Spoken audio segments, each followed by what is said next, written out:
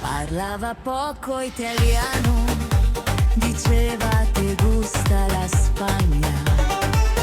Aveva gli occhi arrostati dall'acqua dei mari del sud. L'avevo vista una notte ballare un fogoso flamenco, a piedi nudi col viso sudato vicino al mare, sotto la luna.